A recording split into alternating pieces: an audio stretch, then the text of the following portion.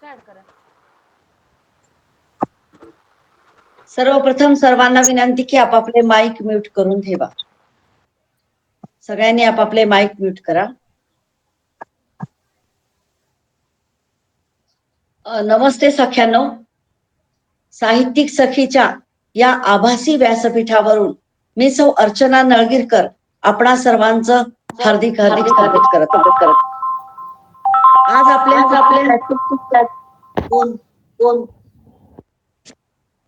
आज आपल्या सखींसाठी एक छानसा कार्यक्रम आपण साहित्यिक सखी ग्रुप आयोजित घेऊन आलेला आहे. आणि या कार्यक्रमामुळे आपल्याला परीक्षण कसं करायचं या संबंधीचं माहिती, या संबंधीचं ज्ञान आपल्याला होणार आहे. आणि हे परीक्षण कथेचं, कवितेचं, लेखाचं, ललित लेखाचं हे कसं करायचं हे थोड्या आपण संभ्रमात आहोत की कसं करायचं. तर या संबंधी मार्गदर्शन करण्यासाठी आपली सर्वांची लाडकी सखी सौ स्मिता पेशवे तुळजापूरच्या, सगळ्यांना माहितीच आहे त्यांचं अभिवाचन, त्यांचं लेखन, त्यांचं व्यक्तिमत्व कसं आहे ते. तर स्मिता पेशवेचं सर्वप्रथम शब्दसुमनांनी मी स्वागत करते. आणि त्यांनी अध्यक्षपदही स्वीकारावं आणि त्यांनी प्रमुख पाहुणेपद सर्वस्व त्यांनीच आज आपल्या या कार्यक्रमाचं स्वीकारावं असं मी त्यांना विनंती करते. त्या तुळजापूर येथील मराठीच्या सेवानिवृत्त प्राध्यापिका आहेत. भाषेवर त्यांचं चांगलं प्रभुत्व आहे. त्याच्यानंतर त्या आपल्या रोजच्या लिखाणातून त्यांचं आपल्याला बरंचसं व्यक्तिमत्व दिसून येते. अतिशय हुशार असलेली माझी ताई आज आपल्याला परीक्षणासंबंधी थोडंसं मार्गदर्शन करणार आहे. सर्वांनी याचा लाभ घ्यावा. आणि याच्यानंतर अश्विनी वर्गी मॅडम म्हणल्यासारखं 15 मिनिटं आपण नंतर चर्चेसाठी देणार आहोत. धन्यवाद. करायची सुरुवात? हो करूया. नमस्ते सगळ्यांना. अर्चनाने खूप स्तुती केली माझी आणि हरभऱ्याच्या झाडावर चढवले मला. थोडक्यात असं काही नाहीये, मी तुमच्यातलीच एक आहे हे आधी व्यक्त करते तुमच्या समोर की फार मोठी अशी विद्वत्ता वगैरे गहन काही तुमच्या समोर मांडणारे अशातलाही भाग नाही. तुमच्यातलीच मी एक आहे. या कार्यक्रमाच्या निमित्ताने तुमच्याशी संवाद साधताना खूप आनंद होतोय मला. आज सर्व मीच आहे असं सांगितलंय. अध्यक्षही मीच आहे, प्रमुख पाहुणे मीच आहे, वक्ती पण मीच आहे. तर ऐकून घ्या मग मला काय तर असं आहे. या ठिकाणी अश्विनीताईंनी मला आग्रह केला. मला खूप कौतुक करावं वाटतं त्यांचं. खरं तर एक बाई आपल्या बरोबर इतरांनाही घेऊन चालते, किती कौतुक आहे. खरं तर एरवी आपण बघतो की बायकांच्या पायात आडसर घालतात, कुठे पुढे जाऊ नये म्हणून तिने. पण हे व्यक्तिमत्व काहीतरी वेगळंच आहे. ही आणि हिच्या बरोबरच्या 5 सख्या, तर यांचं अधिक कौतुक आहे की काहीतरी आपण करतोय. या 2 वर्षाच्या काळामध्ये अगदी सुरुवातीचं जर लिखाण पाहिलं आणि आजपर्यंत आढावा घेतला एकंदर, तर खूप प्रगती सगळ्याच लेखिकांमध्ये झालेली आढळून येते. आणि हे फक्त लिहा असंच नाही, बोलते व्हा, लिहिते व्हा, एवढंच नाही तर परीक्षण सुद्धा करा एखाद्या कलाकृतीचं. म्हणजे हा ध्यास आहे घेतलेला. मला वाटतं परवाच त्यांचा वसा हा कथासंग्रह प्रकाशित झालेला आहे आणि हा वसा सुद्धा लेखिकेने घेतलेला आहे. हा की इतरांना लिहितं करायचं, इतरांना बोलतं करायचं, इतरांना काहीतरी नेहमी कार्य करायसाठी प्रवृत्त करायचं, हा खूप मोठा भाग आहे. म्हणून सुरुवातीलाच मी त्यांचं आणि सर्व सगळ्यांचं कौतुक करते. बाकीच्या सुद्धा खूप छान लिहितायत. आता हे लिहिणं असंच वृद्धिंगत व्हावं आणि त्या लिखाणाला थोडस आपण काय म्हणतो की आपण कविता रचतो, एखादी कविता करतो. मला हे परीक्षण सांगत असताना मला हेही सांगायचंय की आजचं आपलं लिखाण कुठल्या वळणाला जात आहे, कसं जात आहे. कवितेची व्याख्याच आपण केली तर खरं तर उत्स्फूर्त भावनांचा आविष्कार, मनात दाटलेलं जे आहे ते सांगणं म्हणजे कविता, हे सगळं आपण म्हणतो. पण आज एवढे साहित्य मंच निघालेले आहेत की प्रत्येकांचे विषय वेगळे. बरोबर आहे ना? वेगवेगळे विषय असतात, रोज वेगळे विषय, आणि त्या विषयाला अनुसरून आपण लिहितो. बऱ्याच वेळा रला र टला ट, यमक जुळले की नाही, बरोबर आले की नाही, हेच पाहतो आपण.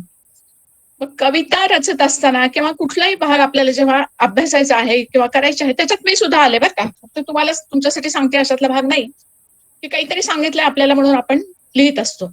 पण ते लिहित असताना, कविता एखादी रचत असताना, त्या कवितेचा विषय काय आहे, त्या अनुषंगाने तो विषय त्या कवितेत उतरला आहे की नाही, हे पाहणं सुद्धा महत्वाचं आहे. नुसतं अक्षरांची जुळवाजुळव करणं म्हणजे कविता आहे का? नाही. तर हे मुद्दाम या ठिकाणी सांगते मी. बऱ्याच रचना आपण करतो आणि त्या अर्थपूर्ण कधी कधी नसतात, कधी कधी खटकतं आपल्याला की हे का शब्द इथं आलेले आहेत, याचा अर्थच लागत नाही काही कधी, असं व्हायला लागतं. असं तर आणखी थोडं पुढं याच्या ओघाने सांगितलं जाईल. तर या ठिकाणी परीक्षण करता यावं आपल्याला, म्हणून परीक्षणासंबंधीचे काही मुद्दे आपल्याला मी सांगणार आहे. मी आधीच तुम्हाला सांगितलं की फार काही मला त्याच्यातले येते, किंवा याच्या आधी मी परीक्षणावर बोलली अशातलाही भाग नाही. फक्त काय, थोडंसं अध्यापन याचा सराव माझ्याकडे असल्यामुळं आणि शिकवलं गेल्यामुळं शाळा कॉलेजात यायच्या आधी, त्याच्यामुळं मला माहितीये परीक्षण कशा पद्धतीने करायचं. माझ्या पद्धतीने मी तुम्हाला ते सांगण्याचा प्रयत्न करणार आहे. तर थोडंसं सुरुवातीला परीक्षणाविषयी सांगत असताना आपण थोडे आपले रोजच्या व्यवहारातले उदाहरण घेऊयात. दुकानात जातो आपण, एखादी साडी खूप आवडून जाते आपल्याला, आपल्या जवळचा विषय आहे साडी म्हणजे, आणि आवडल्याबरोबर आपण, आवडली का? हो आवडली. का आवडली? छान आहे म्हणून आवडली. का छान आहे? आवडली म्हणून छान आहे. पण खरं का आवडली तुम्हाला? त्याच्यात तुम्ही जर पाहिलं, त्याचा जर अभ्यास केला, तर आपल्याला असं लक्षात येईल की त्या साडीचा रंग खूप छान आहे, त्या साडीचा पोत खूप छान आहे, त्याच्यावरची प्रिंट खूप छान आहे, आणि ही परिधान केल्यावर मी अजून छान दिसणार आहे. हे त्याच्यातले काही मुद्दे आहेत. तर हे सगळं त्याच्यात एकत्रित आहे, म्हणून ती साडी मला आवडते किंवा मला ती छान वाटलेली आहे. मग ती एखादी नाही आवडली तर ती छान नाही असंही सांगू शकतो आपण. मग ती का छान नाही? रंग नाही आवडला, डिझाईन नाही आवडली, त्याचा पोत नाही आवडला, म्हणून ती छान नाही. हे 2 मुद्दे झाले. मग एखाद्या कलाकृतीचं परीक्षण करत असताना सुद्धा आपल्याला हे त्या ठिकाणी मांडता आलं पाहिजे. चांगलं आहे तर का चांगलं आहे, आणि चांगलं नाही ते तर का चांगलं नाही, हेही आपल्याला निक्षून सांगता आलं पाहिजे शेवटी. त्याचा एकंदर आपण जेव्हा आढावा घेतो तेव्हा. तसंच एखाद्या आणखीन स्पष्ट करते. आता पाडवा आलेला आहे. श्रीखंडपुरीचा बेत असतो सगळ्यांकडे त्या दिवशी, आणि मग श्रीखंड करतो आपण, वा छान झालं श्रीखंड असं म्हणतो. मग श्रीखंड छान झालंय, खायला छान लागलं, चवीला छान लागलं, पण का चांगलं लागलं ते, हा भाग महत्वाचा आहे त्यातला. कशामुळे चांगलं झालं ते? तर तिथं सुरुवात कुठून होते? दुधापासून सुरुवात होते श्रीखंडाची. दूध छान तापवलं गेलं पाहिजे, त्याला व्यवस्थित विरजण लावलं गेलं पाहिजे, त्याचं छान दही झालं पाहिजे, दह्याचा चक्का व्यवस्थित करता आला पाहिजे आपल्याला, त्याच्यात साखर प्रमाणात मिसळली गेली पाहिजे, ते सगळं घोटून जे मिश्रण तयार होतं त्याच्यात जायफळ वेलची प्रमाणात पडली पाहिजे, ड्रायफ्रुट्स घालतो आपण तेही घातले पाहिजेत, आणि त्यानंतर आपण त्याची चव घेतो. चव घेतल्यानंतर जिभेवर जेव्हा ती रेंगाळते तेव्हा आपण मग सांगून टाकतो, वा काय छान झालं श्रीखंड. या छान झाल्याच्या पाठीमागे एवढ्या सगळ्या बाबी येतात, तेव्हा ते छान होतं. किंवा ते नाही आवडलं आपल्याला, तर का नाही आवडलं? आंबट झालंय म्हणून नाही आवडलं आपल्याला. तर हाही भाग या ठिकाणी येतो. म्हणजे एखादी कलाकृती, एखादी घटना, एखादा चित्रपट, एखादा लेख, एखादी कविता, एखादी कादंबरी, एखादं नाटक, हे सगळं जेव्हा येतं आपल्या समोर, त्यावेळी त्या कलाकृतीतले हे सगळे मुद्दे आपल्याला अभ्यासायला पाहिजे. आणि ते सगळे अभ्यासून आपण जेव्हा त्याचं परीक्षण करायला बसतो, त्यावेळी मग एक एक मुद्दा आपल्या निदर्शनास येतो की काय, कसं आहे हे, कशामुळे चांगलं आहे, या बाबी त्या ठिकाणी आपल्याला लक्षात येतात. मग एखादी कलाकृती आपण, लेख घेतला, आधी छोटी चारोळी घेऊयात आपण. एखादी चारोळी आहे आणि त्या चारोळीचं परीक्षण करायचं आपल्याला. आता चारोळी म्हणजे काय असतं? छोट्यातली छोटी कविता येते, 4च ओळीची कविता असते. कधी कधी विषय पण दिलेला असतो आपल्याला, कधी कधी शब्दसंख्या दिलेली असते की 8च शब्दांमध्ये ही चारोळी लिहायची आपल्याला. अनेक चारोळी लिहिलेले बघा आपण. पहिल्या ओळी खूप मोठीच्या मोठी असते, 10-12 ओळीची, दुसरी 4च ओळीची सापडते, तिसरी पुन्हा 7-8 शब्द असतात, आणि चौथ्यात पुन्हा 4-5 शब्द असतात. हे दिसायला सुद्धा किती विसंगत दिसतंय आपल्याला. मग ती लिहित असताना आपण कमीत कमी शब्दांची संख्या तेवढीच पाहिजे. एखादा शब्द इकडे तिकडे गेला तर ठीक आहे, पण पहिली ओळ तुम्ही 16 ओळी शब्दांची करता आणि दुसरी ओळ 4च शब्दांची करता, तिसरी पुन्हा अशीच काहीतरी विषम करता आणि चौथी तशी. हे दिसायला बरोबर वाटत नाही.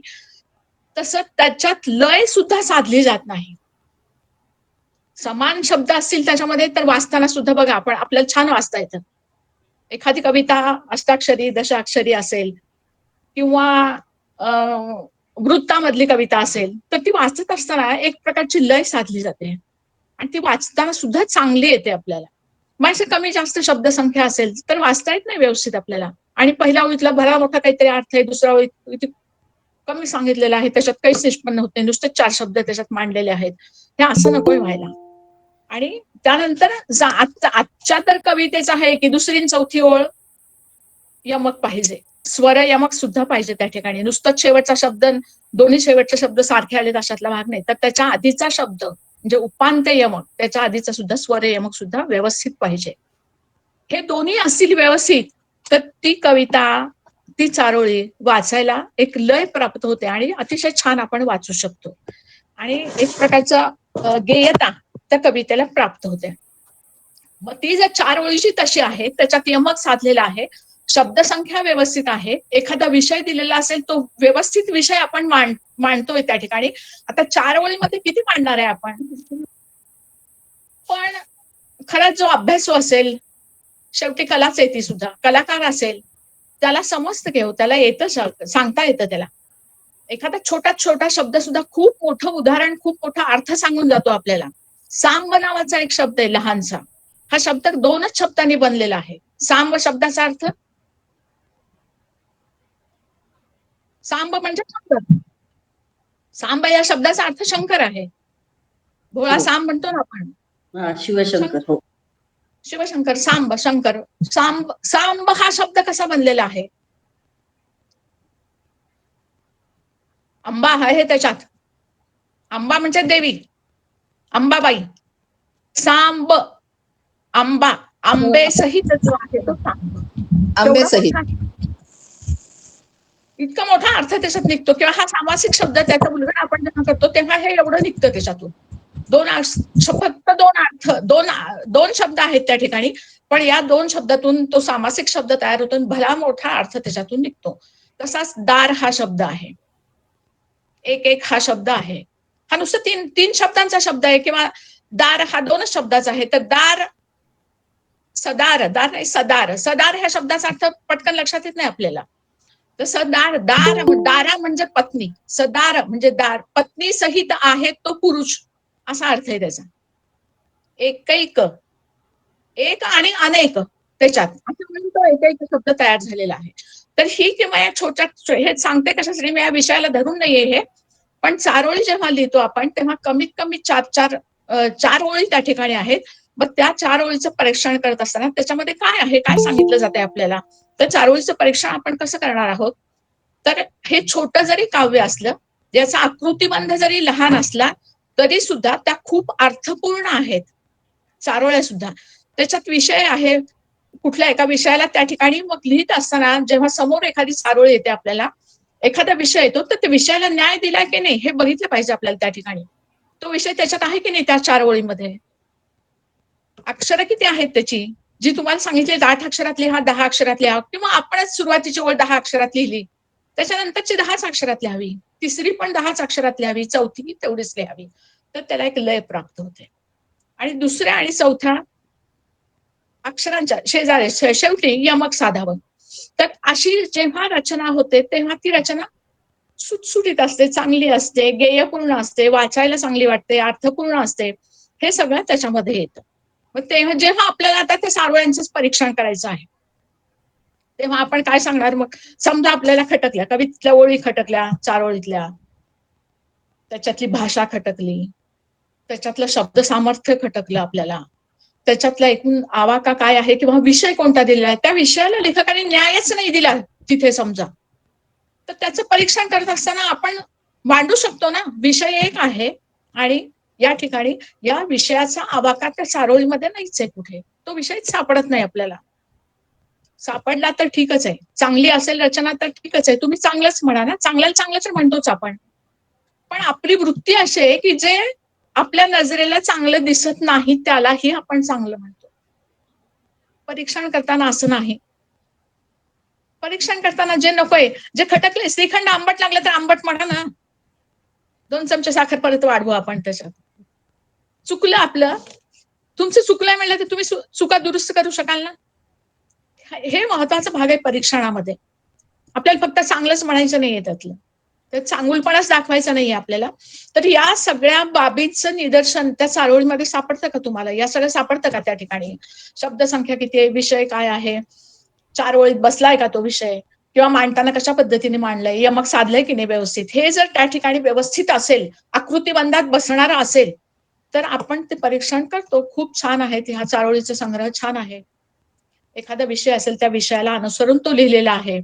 शब्दसंख्या, लय व्यवस्थित साधलेली आहे, यमकाची योजना व्यवस्थित आहे. हे सगळं आपण त्या ठिकाणी सांगून परीक्षण अशा पद्धतीने करतो. हे लहानात लहान आकृतीचं हे परीक्षण आहे.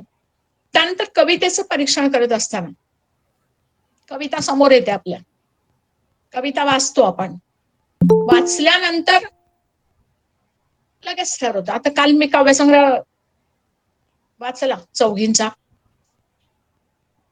आणि सुरू केलंय मी परीक्षणाला, पण एकदा वाचून माझं मन समाधान नाही झालं आणि होऊच नाही कुणाचं ते, जरी कविता सोप्या असल्या तरी सुद्धा. एखादी कलाकृती अभ्यासत असताना त्या कलाकृतीशी तादात्म्य पावणं फार गरजेचं आहे. एकरूप झालं पाहिजे. मग जेव्हा जितकं आपण एकरूप होऊ, त्या वेळी त्या कलाकृती आपल्याला आनंद देते आणि त्या आनंदाच्या माध्यमातून त्या कलाकृतीशी एकरूपता साधल्यानंतर वेगवेगळे अर्थ त्याच्यातून निघायला लागतात त्या कलाकृती बरोबर. झटकीपट एकदाच वाचलं की समजलं, चला वाचा आणि लिहून टाका ह्याच्यावर काय लिहायचं ते. हे असं नाही बरोबर. ते पचवलं पाहिजे आधी आपण, ते अंगीकारलं पाहिजे, ते आपल्या मनामध्ये सुद्धा भिनलं पाहिजे. कविता झाली का अशी लगेच तुम्हाला 10 कविता एका बैठकीला बसून करू शकता का तुम्ही एकाच विषयावर? नाही. मग ते परीक्षकांनी कसं लिहावं एकाच दिवसात? शक्य आहे का? असं होतच नाही. तर ते तीन-तीनदा वाचलं पाहिजे, ते रिचवलं पाहिजे, ते आपल्या अंगात भिनलं पाहिजे, मनात भिनलं पाहिजे कुठेतरी, आणि मग ते लिहायला समजतं आपल्याला. त्याच्याशी एकरूप झालो आपण एखाद्या कलाकृतीशी, ती कलाकृती आपल्याला बोलायला लागते. हे तादात्म्य पावणं जे आहे ते परीक्षणाच्या संदर्भातच नाहीये. कुठलीही कलाकृती, स्वयंपाक करताना घ्या ना, आपण एखादा पदार्थ करायचा असेल आपल्याला, आपलं मन तिथं असेल व्यवस्थित तर तो पदार्थ चांगला होतो. नाहीतर आपण करतोय तिथं गॅस पेटलाय, तिसरीकडे चाललंय, फोनवर बोलतोय काहीतरी, कसं होईल पदार्थ चांगला? त्या त्या घटनेशी, त्या पदार्थाशी, त्या वातावरणाशी आपल्याला समरस होता आलं पाहिजे. आणि जेव्हा आपण समरस होऊ त्यावेळी ती कलाकृतीच आपल्याला बोलायला लागते. मग समजून जातं आपल्याला काय आहे त्याच्यात ते. मग फारसा अभ्यास करायची सुद्धा गरज नाही तुम्ही. अभ्यासू जो आहे, विद्यार्थी जो आहे, तो विद्यार्थी असाच करतो ना, त्याला अभ्यास करायला खूप आवडतो. का आवडतो? तो त्या विषयाशी तादात्म्य पावतो. तो विषय आकलन करतो तो प्रत्येक वेळी वाचून वाचून वाचून घोटून, आणि मग जेव्हा त्या विषयाशी तो तादात्म्य पावतो तेव्हा ती कलाकृती त्याला छान समजते. तो अभ्यासाचा विषय त्याला छान समजतो. गणितासारखा अवघड विषय असेल तरी सुद्धा एखादा विद्यार्थी 100 पैकी 100 मार्क संस्कृतमध्ये, गणितामध्ये मिळवणारा असतोच की नाही? ते कशाच्या बळावर आहे, कशाच्या जोरावर आहे? तर तो त्या विषयाशी समरस होतो म्हणून आहे. त्या विषयाशी तादात्म्य पावतो म्हणून आहे. हे तादात्म्य पावणं, हे समरस होणं जेव्हा आपल्याकडे येईल तेव्हा ती कलाकृती आपल्याला समजते व्यवस्थित आणि आपण मग त्याचं परीक्षण करू शकतो. बऱ्याच वेळा एखादी कविता लिखली की रसग्रहण करतो आपण, बऱ्याच वेळा परीक्षण सुद्धा करतो. एकाच ठीक आहे. अख्ख्या पुस्तकाचं परीक्षण करायचं असेल तर ते पुस्तक वाचलं पाहिजे आपल्याला, ते मनामध्ये भिनलं पाहिजे आपल्या, त्याचा अभ्यास केला पाहिजे आपण, त्याच्याशी जवळीक साधली पाहिजे आपण, आणि मग जेव्हा हे सगळं करू तेव्हा ती कलाकृती आपल्या जवळ येते, अधिक जवळ येते. या कवितेच्या भागामध्ये कवितेचं एखादं रसग्रहण करायचंय समजा आपल्याला, तर त्यावेळी आपण कशा पद्धतीने रसग्रहण करू कवितेचं? कविता वाचली आपण पूर्ण, 10 ओळीची असेल, 15 ओळीची असेल. बालकवींची एक कविता मी तुम्हाला त्याचं उदाहरण देणार आहे. औदुंबर नावाची कविता, केवळ 8 ओळीची कविता आहे. आपल्यापैकी सगळ्यांनी अभ्यासलेली असेल शाळेत असताना वगैरे, मला होती शाळेत असताना ती कविता. आणि मग या कवितेमध्ये काय सांगितलेलं आहे? 10 ओळीच्या कविता आहेत, 8 ओळीच्या कविता आहेत, 12 ओळीच्या कविता आहेत, किती का ओळी कशाही का असेना. पण आता औदुंबर कवींनी लिहिलेला आहे, त्याचा अभ्यास आहे, ती कविता आहे अभ्यासायला. मग ती कविता कशी आहे, त्याच्यात काय आहे, औदुंबर म्हणजे काय, त्याच्याविषयी काय लिहिलेलं आहे कवींनी, हे ना बघूया. शेवटी तर खूप सुंदर कविता आहे, मी तुम्हाला सांगणारच आहे ती. पण तत्पूर्वी एखादी कविता आपण जेव्हा वाचतो, आपल्या कोणाच्याही कविता असू देत, आपण सगळेच कवी आहोत या ठिकाणी. आपण तरी म्हणतो आपल्याला कवी आहेत, कविता करतो आपण, रचना करतो, आपण कवी आहोत. तर आपलीच एखादी कलाकृती आपण जेव्हा घेतो, ती वाचतो आपण, किंवा तुमची मी एखादी वाचू दे, ती वाचली मी, काय वाटतं मला ती कलाकृती बघून? वरचा विषय काय आहे, वरचं हेडिंग काय आहे तुम्ही टाकलेलं, त्याला शीर्षक काय आहे, मग त्या शीर्षकाला अनुसरून खालच्या सगळ्या ओळी आहेत की नाही त्याच्यात? शीर्षक एक आहे, मध्ये दुसरंच काहीतरी आलेलं आहे. कधी कधी शीर्षक द्या असं कंपल्सरी असतं, म्हणून आम्हाला कुठला तरी एक त्याच्यातला शब्द काढून त्याचं शीर्षक द्यावं लागतं. असंही होतं बऱ्याच वेळा. माझ्या स्वतःच्या अनुभवावरून सांगते हे तुम्हाला मी. तर कविता सुद्धा वाचत असताना, आपण कविता लिहित असताना, कविता लिहितो, ती त्याचं कसं ग्रहण करायचं आपल्याला, मग ती कविता पूर्ण वाचावी आपण आधी. वाचल्यानंतर ती पचवावी, एकदा दोनदा वाचून, एकदाच वाचली नाही समजली तर आणखी एकदा वाचा, परत आणखी एकदा वाचा. आणि त्याच्यामध्ये पहा काय आहे ते कवितेमध्ये, कवितेची भाषा कशी आहे एक तरी आधी. ग्रामीण भाषेतली कविता असेल, बोली भाषेतली कविता असेल, तर त्या बोली भाषेला न्याय त्या कवीने दिलाय का नाही हे पहा. आहे का, बोलीचे शब्द बरोबर आहेत का त्या ठिकाणी, किंवा आपण सर्वसाधारणपणे प्रमाण भाषेत लिहितो आपल्या, मग प्रमाण भाषेतले शब्द आहेत का, हे का कुठेतरी एखादा वेगळा शब्द त्याच्यात आलेला आहे, जो रूढच नाही शब्द, असा कुठला आलाय का, ज्याचा अर्थ व्यवस्थित लागत नाही आपल्याला, असा कुठला शब्द आलाय का? आपली मराठी तर इतकी आपण खूप छान गौरव मराठीचा केलाच आहे, करतोच, किंवा अर्थाची इतकी वलय आहेत आपल्याकडे, एकेका शब्दांचे अर्थ एवढे आहेत की एखादा शब्द आपण लिहिला तर, आजच एका ग्रुपवर मी कविता टाकली आहे, तिथे मला आता निरोप आला की ताई तुम्ही कविता खूप छान आहे तुमची, हसे होणे असं लिहिले तुम्ही, चेहऱ्यावर हसू असं लिहिलंय, तर चेहऱ्यावर हसूचा अर्थ होतो आपलं हसं होणं, त्या शब्दाचा अर्थ असा होतो. आणि मग असे अर्थांची वलय सुद्धा खूप आहेत शब्दांना आपल्याकडे, मराठीमध्ये असं आहे, बाकी ठिकाणी इतकं नाहीये हे. ते एका शब्दाचे 4-4, 5-5, 6-6 अर्थ, आणि त्याचे अर्थ सुद्धा वेगळे निघतात, मग त्या अख्ख्या कवितेचा अर्थ सुद्धा बदलू शकतो हे असं करण्याने.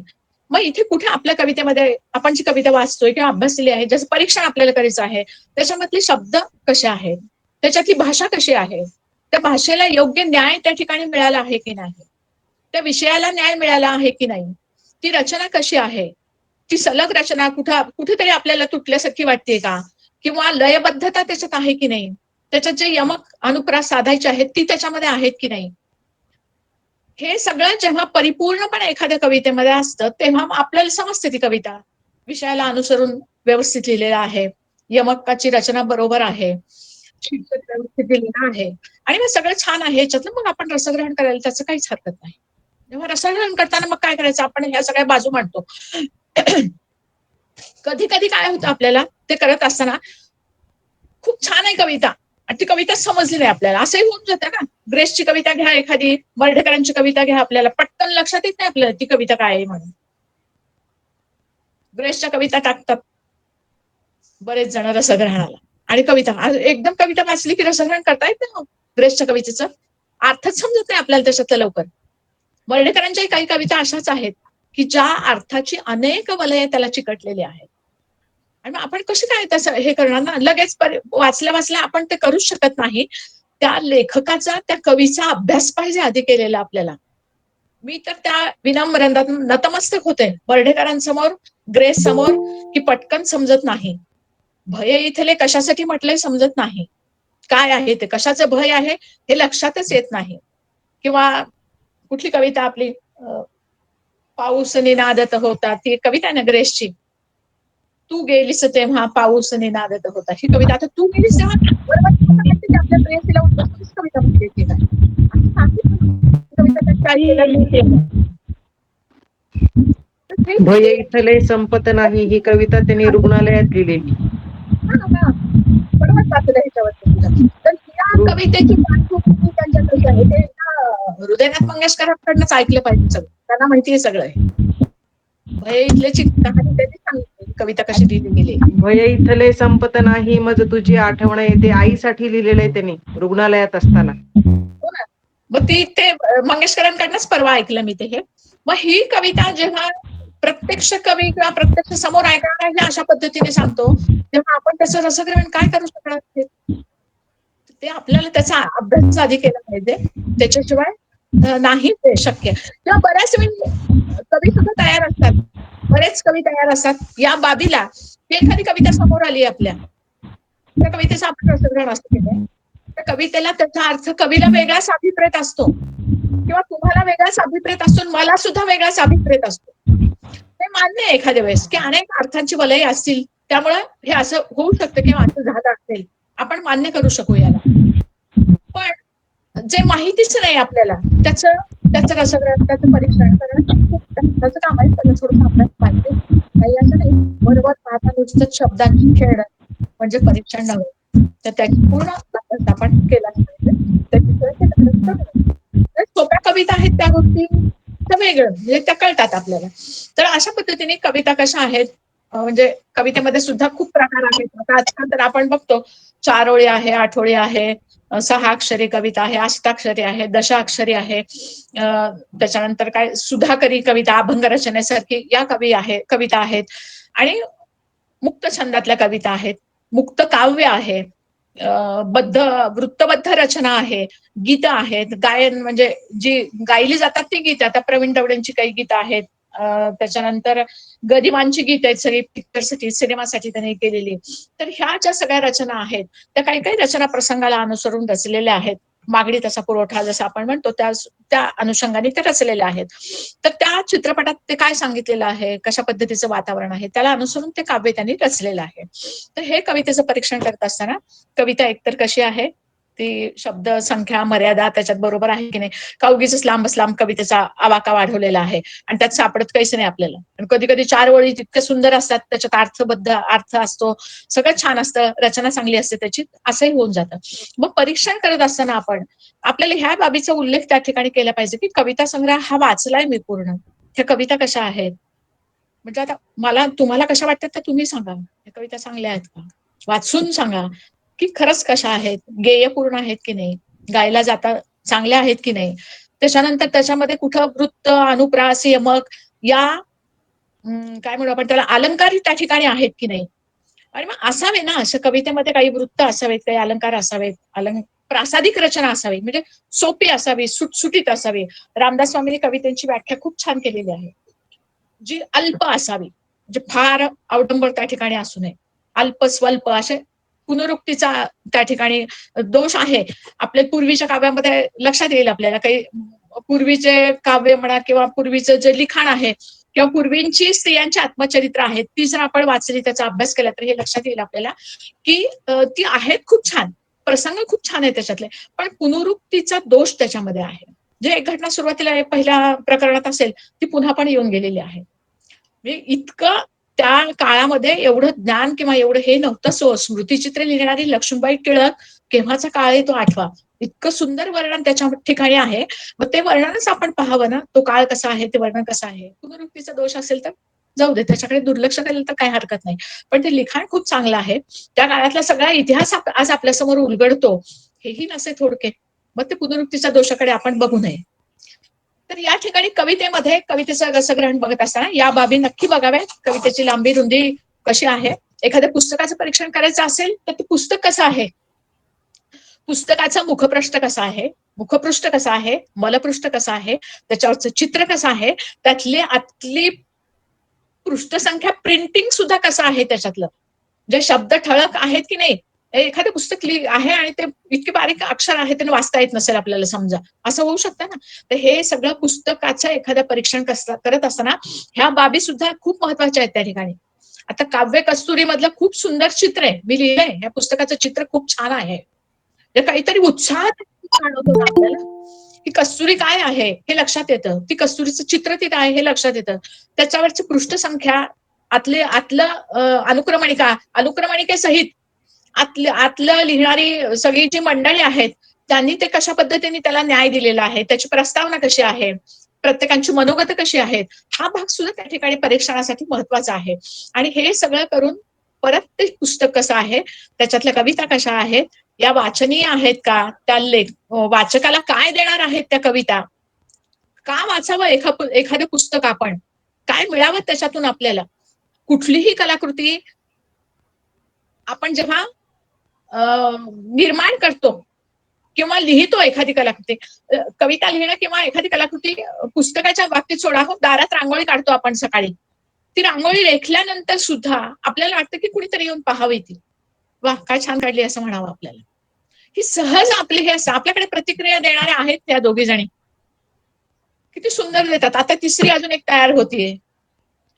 आणि मग हे वाचल्यानंतर आपल्याला वाटतं वा किती छान आहे, आपण लिहिलंय, आपण साधंच लिहिलंय, आपण काही नाही, आज तर मला वेळ मिळाले लिहायला, मी पटकन आपलं लिहिलं आणि एवढी छान प्रतिक्रिया आली. ह्याला दारात काढलेल्या रांगोळीला सुंदर प्रतिक्रिया मला कोणी देईल का याची मी वाट बघते बऱ्याच वेळा.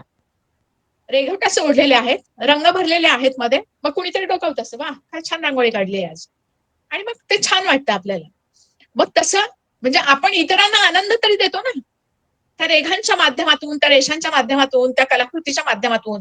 हे प्रयोजन आहे त्या कलाकृतीचं, दुसऱ्यांना आनंद देणं हे प्रयोजन आहे. भले तुम्हाला त्याचं अर्थार्जन हो अथवा न हो, पुस्तकं छापली तुम्ही, त्याचे पैसे मिळत अथवा न मिळत तुम्हाला, पण किमान आनंद तरी मिळायलाच पाहिजे त्याच्यातून. जे लिहिताय आपण, किंवा आपण लिहितोय किंवा मी असेल त्याच्यात, तर हे लिहित असताना दुसऱ्याला आपण देतोय तो आनंद त्यांना मिळाला पाहिजे. हा आनंद मिळतो का हे पुस्तक वाचून आपल्याला, का वाचावीत आपण ती पुस्तकं. तर हे परीक्षणामध्ये ह्याही बाबीचा उल्लेख त्या ठिकाणी केला पाहिजे. ही पुस्तक वाचल्यापासून मला खूप छान वाटतंय, खूप आनंद वाटला मला, अमुक नवीन गोष्टी मी शिकले याच्यातून, किंवा ही रचना खूप छान आहे, मनाला खूप भावली माझ्या, की याच्यातून काय काय मिळतं मला, किंवा काय मिळालं, किंवा लेखिकेने, कवयित्रीने ते कशा पद्धतीने मांडलेलं आहे, काय म्हणायचंय तिला. एखाद्या कवितेच्या ओळी सामाजिक बांधिलकी जपण्यासाठी काही कविता असतात, मग त्याच्यातून काय निदर्शनास येतं की कविता करत असताना आता एवढी स्त्रियांची तर व्यस्त असतात, त्या घर संसार अमुक तमुक तमुक 12 भानगडी, 17 डगरीवर पाय ठेवून त्यांना नाचायचं असतं. मग हे सगळं करून सुद्धा कुठेतरी सामाजिक बांधिलकी जोपासायची असते, आणि मग त्या प्रित्यर्थ सुद्धा काहीतरी त्याच्यामध्ये आपल्याला मिळतं, सामाजिक बांधिलकी प्रित्यर्थ. की मी काय मी वृक्षारोपण करते, वृक्षारोपण करणं ही सामाजिक बांधिलकीच आहे ना, पर्यावरणाला संतुलन साधलं पाहिजे पर्यावरणाचं. मग हा मुद्दा कुठेतरी त्या कवितेमध्ये दाखवतोय, तुम्हाला सापडतोय या ठिकाणी, की कुऱ्हाडीचा दांडा गोत्यास काळ झालाय, कुऱ्हाडीचा दांडा आपटला त्याच्यावर की सगळं अख्खं झाडच निसटलं. हे असं नकोय व्हायला. किंवा अनेक कवितांमध्ये जेव्हा आपण अभ्यास करतो तेव्हा या बाबी सुद्धा आपल्या लक्षात आल्या पाहिजेत, की कशा पद्धतीने हे आलेलं आहे, हा ओघ कसा आलेला आहे, या कवितेच्या माध्यमातून काय सांगायचंय कवित्रीला, ते तिला सांगता आलंय की नाही नीट, ते वाचकांपर्यंत पोहोचलंय का नाही, हा सुद्धा भाग महत्वाचा आहे. आणि मग हे सगळं परीक्षणात आपण लिहिणं गरजेचं आहे. एखादी कविता तुम्हाला खटकली, एखादं पुस्तक तुम्हाला नाही आवडलं, त्याच्यातले प्रिंटिंग मिस्टेक असतात बऱ्याच वेळा, हे पण असू शकतं, तर इथे ह्या अशुद्ध लिखाण असतं कुठे कधी कधी, तर हे सुद्धा, याच्यावर सुद्धा आपण आपला अभिप्राय नोंदवू शकतो परीक्षणार्थ. त्या ठिकाणी आपल्याला जसं चांगलं म्हणायचंय तसं ते चुका सुद्धा निदर्शनास आणून द्यायच्यात आपल्याला, आणि म्हणून या बाबीचा उल्लेख त्या ठिकाणी त्या कवितांमध्ये आपल्याला करता आला पाहिजे. मला वाटतं आता पुढे कविता, एखादं काय कथा घेऊयात आपण. कथेचं परीक्षण करत असताना, कथा, कादंबरी, लेख सगळेच याच्यामध्ये, एखादं नाटक असेल तर त्याची योजना कशी आहे. आता हा थोडासा आवाका मोठा आहे या पुस्तकांचा. कादंबरी, कथा, कथेपेक्षा कादंबरी, कादंबरीपेक्षा चरित्र, आत्मचरित्र असेल, तर हा सगळ्या भागाचं, या सगळ्या वाङ्मयाचं परीक्षण करत असताना, एखाद्या कथेचं परीक्षण करत असताना, कथेमध्ये प्रसंग व्यवस्थित आहेत की नाही, त्या प्रसंगाला त्या लेखिकेने न्याय दिलाय की नाही, त्या प्रसंगाच्या अनुषंगाने, वातावरणाच्या अनुषंगाने लेखन त्या ठिकाणी आहे की नाही, तशा पद्धतीने लिहिलंय की नाही, का प्रसंग आहे दुःखद प्रसंग एखादा, आणि तिथे कुठे शब्दच नाहीत, तसे तोकडे पडतात त्या ठिकाणी ते वर्णन करायसाठी, ते दुःखाचं वर्णनच नाहीये समजा त्या ठिकाणी, तर तिथे त्या लेखिकेला यश मिळत नाही. ते भरभरून त्या ठिकाणी, आता दुःखद प्रसंग असेल तर त्याचं वातावरण निर्मिती तशी पाहिजे, तशा पद्धतीचा प्रसंग त्या ठिकाणी आखला पाहिजे. विनोद असेल तर भरभरून विनोद, खळाळून हसणारा त्या ठिकाणी तिथे दिसला पाहिजे आपल्याला.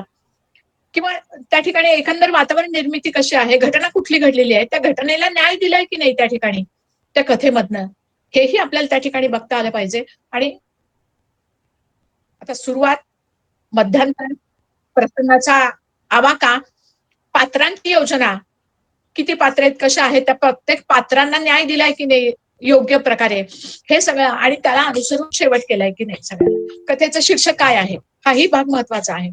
तर या सगळ्याला अनुसरून त्या लेखिकेने जेव्हा ते लिहिलेलं आहे, ती लेखिका त्याला किती न्याय दिलाय तिने त्या ह्याच्यात. आणि मग आपण परीक्षण करताना आपण लिहितो की अमुक अमुक ही कथा अशी, याला हे शीर्षक दिले आहे, त्या शीर्षकाला अनुसरून जे लिहिलेलं आहे ते अतिशय योग्य शीर्षक आहे. हे त्या शीर्षकाला योग्य न्याय त्या लेखिकेने दिलेला आहे. त्याला अनुसरून कथेचा आवाका आहे, किंवा कथेमध्ये जे संवाद साधलेले आहेत, किंवा कथेमध्ये ज्या घटना आलेल्या आहेत, त्या घटनेच्या अनुषंगाने जी पात्रांच्या तोंडी जे वाक्य आहेत, ते वाक्य सुद्धा तशाच प्रकारचे त्याला न्याय देणारे आहेत, त्या घटनेला न्याय देणारे आहेत, त्या कथेला न्याय देणारे आहेत, त्या शीर्षकाला न्याय देणारे आहेत.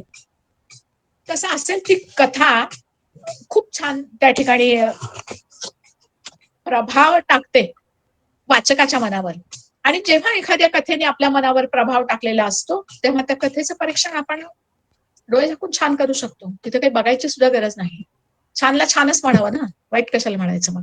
पण समजा तिथे खटकलं आपल्याला काहीतरी, की शीर्षक एक आहे आणि आतमध्ये कुठे शीर्षकासारखं काही दाखवत नाही आपल्याला, त्याचं ताळमेळच लागत नाही कुठे, किंवा प्रसंग नीट व्यवस्थित नाहीयेत, तर हे असं जरी असेल तर ती कथा व्यवस्थित रंगवू शकला नाही लेखक, असं आपण म्हणूयात. कथा म्हणजे कादंबरी, ह्याच्यात सगळंच आलं. नाटक असेल, नाटकांच्या तोंडी कसे वाक्य आहेत, संवाद व्यवस्थित साधलाय की नाही, त्यालाही न्याय दिलाय की नाही ते संवाद साधताना, हे या सगळ्या बाबी आपल्याला त्या ठिकाणी बघितल्या पाहिजेत. एखादा पिक्चरचं सुद्धा परीक्षण आपण करतो, नाटकाचं, नाट्यकलाकृतीचं परीक्षण करतो, तर एखादा सिनेमा सुद्धा आपल्याला खूप आवडून जातो. आता नेहमीसारखंच आपण आवडला म्हणतो, आपण का आवडला, छान आहे म्हणून आवडला, आवडला म्हणून तो छान आहे वगैरे. पण अरे तुम्हाला काय कळलं ना त्याच्यातलं, ते सांगा की कशामुळे आवडलाय तुम्हाला. नटनटी चांगली आहेत त्याच्यातली, पात्र योजना चांगली आहे, पात्रांच्या तोंडचे संवाद खूप छान आहेत, वातावरण खूप चांगलं आहे, त्या प्रसंगाला अनुसरून गीतं त्याच्यातली आहेत, त्या सिनेमातली ते वातावरण खूप छान आहे, आणि त्या सिनेमाने आपल्याला काहीतरी दिलंय. समजा नटसम्राट सारखा सिनेमा जो सगळ्यांना माहिती आहे विषय, शिरवाडकरांचं नाटक आहे, नाटक घ्या, सिनेमा काय काही घ्या, आता 50 वर्ष झाली त्या नाटक लिहून शिरवाडकरांना, पण अजूनही तो विषय ज्वलंत आहे की नाही, अजूनही ताजा विषय आहे की नाही. समोरचं ताट द्यावं, पण बसायचा पाठ कधीही कोणाला देऊ नये, हे सांगतं ते आपल्याला, ते वाङ्मय हे सांगतं.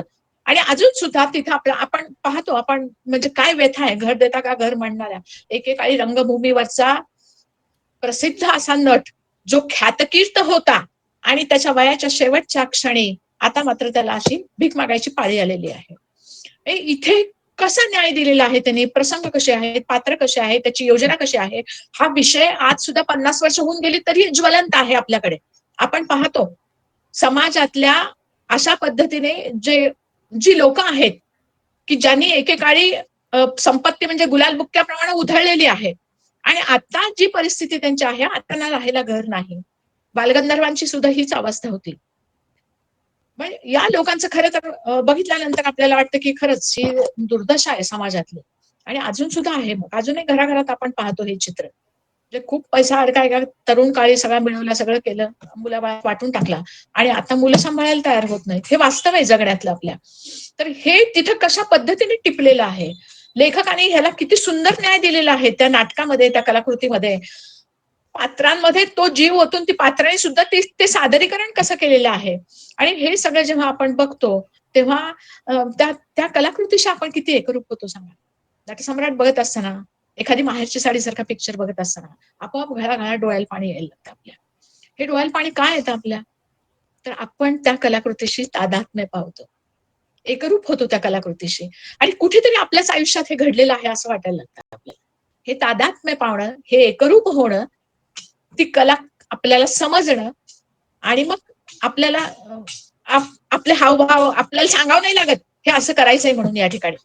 किंवा एखाद्या शिवाजी महाराजांचा पिक्चर लागलाय थिएटरमध्ये, तिथे जाऊन आपण बघतोय संभाजी शिवाजींचं किंवा युद्धाचा प्रसंग आहे, पोरस सिकंदराचा आहे, आणि आपोआप बसल्या ठिकाणी आपल्या मुठी वळतात. तिथे काही तुम्ही रणांगणात नाहीये तिथं, किंवा आपल्याला तिथे जाऊन आपण लढतोय अशातलाही भाग नाही. आपण स्क्रीनवर बघतोय फक्त. तरी पण आपल्या मनाची अवस्था अशी होते की आपोआप हाताच्या मुठी वळल्या जातात आपल्याला. हे का होतं? त्या प्रसंगाशी आपण तादात्म्य पावतो, त्या प्रसंगाशी आपण एकरूप होतो. आणि ही एकरूपता होत असताना जणू काही आपल्या समोर घडतोय तो प्रसंग असं वाटायला लागतं आपल्याला. आणि हे त्या कलाकृतीचं यश आहे. जेव्हा एखादी कला इतकी समजते आपल्याला, इतके एकरूप होतो आपण त्या प्रसंगाशी, त्या कथेशी, त्या वेदनेशी, त्या सुखद प्रसंगाशी सुद्धा, हे एकरूप होणं जे आहे आपल्याला आणि आपलं तादात्म्य पावणं जे आहे, त्याच्यातून कलाकृती आपल्याला समजते. त्या कलेचा आनंद आपल्याला घेता येतो. आणि मग हा आनंद जेव्हा आपल्याला मिळतो, तेव्हा आपल्या लिखाणात सुद्धा तो उतरतो ना. कसाही असो तो, चांगला असो वाईट असो, कसाही असो, आपण ते लिहू शकतो. एखादी कलाकृती आपल्याला खटकली, का खटकली तेही आपण मांडू शकतो. मांडावंच आपण किंबहुना, म्हणजे जे कलाकार आहेत त्यांच्यात सुधारणा होईल ना. बऱ्याच वेळा बरीच पुस्तकं परीक्षा मोठी आपण वाचली तर तसं लक्षात येतं आपल्या की इथे कुठेतरी प्रसंग वेगळाच आलेला आहे किंवा त्या प्रसंगाला न्याय दिलेला नाही, असं लिखाण असतं परीक्षणामध्ये सुद्धा. आता हे पुस्तकांच्या ह्याच्याच बाबतीत झालं. एखादी कलाकृती सुद्धा, आता चित्र असेल, शिल्प असेल, एखादा देखावा असेल. ताजमहालचं उदाहरण घेऊया. आपल्या सगळ्यांना माहिती आहे ताजमहाल ही कलाकृती, अद्वितीय अशी कलाकृती आहे ताजमहाल. आणि मग हा ताजमहाल हे जगातलं सौंदर्य आहे किंवा 7वं आश्चर्य आहे वगैरे वगैरे म्हणून आपण ती कलाकृती बघायला जातो. ताजमहाल ते जाण्याच्या पाठीमागचा हेतू एक असतो की बऱ्याच जणांनी सांगितलेलं असतं आपल्याला, संगमरवरी शिल्प आहे, संगमरवरी कलाकृती आहे, ती बघितलीच पाहिजे आपल्याला. 4 लोक गेले शेजारचे म्हणून आपण जातो, म्हणजे त्यांनी बघितलं आपल्याला बघितलं पाहिजे ना. जातो तिथे टुरिस्ट कंपनीमध्ये त्यांच्या सोबत जर गेलो की एका त्यांचं ते रुटीन ठरलेलं असतं, अमुक अमुक वेळात बघायचं की यायचं परत. पटकन जाऊन येऊन तुम्हाला ती ताजमहाल कलाकृती कशी समजणार आहे हो, ज्यांना बांधायला 18 वर्ष लागली आहेत. ती तुम्ही पटकन अशी जाऊन बघा 15-20 मिनिटांमध्ये. या संदर्भात माधव आचवलांचा एक लेख आहे, रूप पाहता लोचनी म्हणायचा. तर त्या लेखामध्ये त्यांनी इतकं सुंदर वर्णन केलेलं आहे त्याचं. ती कलाकृती बघायला जात असताना स्वच्छ मनाने जा, हे ते सांगतायत. कुठली कलाकृती बघत असताना, कुठलंही वाचत असताना, कुठलंही परीक्षण करत असताना, कुठलंही चित्र बघत असताना, शिल्प बघत असताना, त्या ठिकाणी पूर्वग्रह दूषित अशी अवस्था तुमची नसावी. म्हणजे कसं, ही माझी शेजारीने गेली म्हणून मला तिकडे जायचंय आणि मला बघायचंय, मला बघून आलंच पाहिजे, लोकांनी बघितलाय तो सिनेमा, मी पण जाऊन बघितलाच पाहिजे, असं म्हणून जर आपण तो सिनेमा बघायला गेलात, ती कलाकृती बघायला गेलात, तर तेवढ्या वेळात तुम्हाला बघता येणार नाही. किंवा शाळा कॉलेजच्या ट्रिप बरोबर गेलाय तुम्ही, तर तिथेही वेळ नसतो आपल्याला.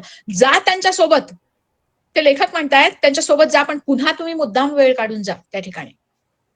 आणि ती कलाकृती ताजमहाल बघत असताना, हे मुमताजच्या स्मृतीप्रित्यर्थ तिच्या नवऱ्याने बांधलेलं आहे असं म्हणून जर तुमचे डोळे भरले अश्रूंनी, तर ते तुम्ही बघणार कशी कलाकृती? ही पण अवस्था ठेवू नका तिथे. असा पूर्वग्रह असू देऊ नका मनामध्ये काही. तर बघा ती कलाकृती, एकदा नाही, एकदा बघून समजणारच नाही तुम्हाला, 3-3दा ती कलाकृती बघा, वेगवेगळ्या अँगलने ती कलाकृती बघा. सकाळ, दुपार, संध्याकाळ, समोर खाली वाहणारी यमुना नदी आहे, त्या यमुनेमध्ये संथ जलाशयात त्या ताजमहालचं प्रतिबिंब कसं दिसतंय ते पहा. त्या कलाकृतीच्या म्हणजे आतून रचना कशी आहे ती पहा. आजूबाजूचा परिसर त्याच्यामध्ये भर घालणाराच असतो. एखादी कादंबरी, कविता, त्याच्यामध्ये सुद्धा आपण बाजूचा परिसर किंवा जे आपण विषय असतात वेगवेगळे. आता एक कथानक आपण देतो तेव्हा उपकथानक असतंच की नाही, सिनेमामध्ये असतं, तुमच्या सिरियलमध्ये असतं, कादंबरीमध्ये असतं वेगळं कथानक काहीतरी. ते कथानक पुष्टी देणारं असतं त्या तुमच्या मुख्य कथानकाला. तर इथे सुद्धा त्या चित्राकृतीला जेव्हा आपण बघतो तेव्हा आजूबाजूचा परिसर सुद्धा बघा, म्हणजे कशा पद्धतीने आहे, कुठल्या जागेवर तो बांधलेला आहे, आजूबाजूला काय आहे, तिथे खालची माती कशी आहे, हिरवळ कशी आहे, बगीचा कसा आहे, वेगवेगळ्या दृष्टिकोनातून तो बघा. 3-3दा बघा, सकाळ, दुपार, संध्याकाळ जाऊन बघा. त्या पाण्यात त्याचं प्रतिबिंब कसं दिसतं हे बघा. आणि वेळ ठेवून जा. किंवा मग मी आता बघायला गेले तर बघितलंच पाहिजे आणि माझी 9:40ची गाडी जाते का काय, असं जर मनात हेतू असेल तुमच्या, तर असा हेतू ठेवून सुद्धा जाऊ नका. एखादी कलाकृती अभ्यासताना, पाहताना त्याला त्याच्याशी तुम्हाला एकरूप व्हायचंय, मग तिथे वेळेचं बंधन पाडायची गरजच नाही. पुस्तक वाचताना मला हे भरभर वाचून संपवायचंय आता, असं नाही. तुम्हाला समजलं नसेल तर तो चॅप्टर, तो पान, ते पेज, ती कविता पुन्हा एकदा वाचा तुम्ही. असं केल्याशिवाय तुम्हाला ती कलाकृती समजणार नाही. तर जेवढं तुम्ही तिच्या अधिक जवळ जाल तेवढी ती कलाकृती तुम्हाला अधिकाधिक समजेल. त्या कलाकृतीच्या प्रेमात तुम्ही पडाल, एखाद्या पुस्तकाच्या प्रेमात तुम्ही पडता. म्हणून पुन्हा पुन्हा आपण श्यामच्या आईसारखं पुस्तक वाचतो ना, त्याच्यातला गोडवा अवीट आहे अजूनही. त्याच्यात ते सांगितलेलं आहे आपल्याला, ते अजून सुद्धा आपल्याला वाचावंच वाटतं आपल्याला. नवीन वास्तव एक असं होतं. ज्ञानेश्वरीतल्या 2-4 ओव्या त्यातल्या एखाद्या काढून बघा. प्रत्येक वेळी एखादी ओवी तुम्ही वाचली तर त्याचा अर्थ तुम्हाला वेगळाच जाणवेल. म्हणजे हे नित्य नूतनता त्याच्यात आहे. 700 वर्षापूर्वी लिहिलेली ज्ञानेश्वरी आजही तुम्हाला नवीन वाटते, किंवा आजही तुम्हाला त्याच्यातले वेगवेगळ्या अर्थांची वलय तुम्हाला शोधता येतात. हे त्याच्यातलं नाविन्य आहे. म्हणजे त्या रसिक दृष्टीने आपण त्याच्याकडे बघितलं पाहिजे. हे आपलं बघणं, आपली रसिकता, किंवा आपण कशा पद्धतीने बघतोय त्याच्याकडे, कलाकृतीकडे, तेव्हा ती कलाकृती आपल्याला काहीतरी देते, काहीतरी शिकवते, काहीतरी पदरात आपल्या पडतं. आणि आपण ते किती घ्यावं, मग ज्ञानेश्वरीतनं किती घ्यावं आपण. म्हणजे देताना ओंजळ ओततोय कोणीतरी आपल्या ओंजळीत, आपलीच झोळी फाटकी असं वाटायला लागतं आपल्याला. इतकं ते भरभरून देणं आहे. मग ते लगेच आपल्याला कसं समजेल, ते लगेच आपल्याला समजणारच नाही. त्याच्यासाठी काहीतरी वेळ द्यावा लागतो. आणि मग त्या कलाकृतीचा अभ्यास करणं गरजेचं आहे. तो अभ्यास केल्यानंतर ती कलाकृती जवळ येते आपल्या, आणि मग उलगडा, मग त्याच्यातल्या सौंदर्याचा उलगडा होतो. त्याच्यातल्या स्थळांची माहिती आपल्याला कळते. आजूबाजूचा परिसर कसा आहे, या सौंदर्यात भर घालणार आहे, हे लक्षात येतं आपल्या. आणि मग हे सगळं विवेचन किंवा हे सगळं आपण व्यवस्थितपणे मांडू शकतो. तर लगेच वाचून लगेच लिखाण हे थोडंसं गडबड होते, म्हणजे लवकर समजत नाही आपल्याला, असं व्हायला लागतं. तर एक खूप छान कविता आहे ना. वेळ आहे? आहे, बोला तुम्ही. तर बालकवींची कविता आहे. ह्या कवितेविषयी मी तुम्हाला 8च ओळीची कविता आहे.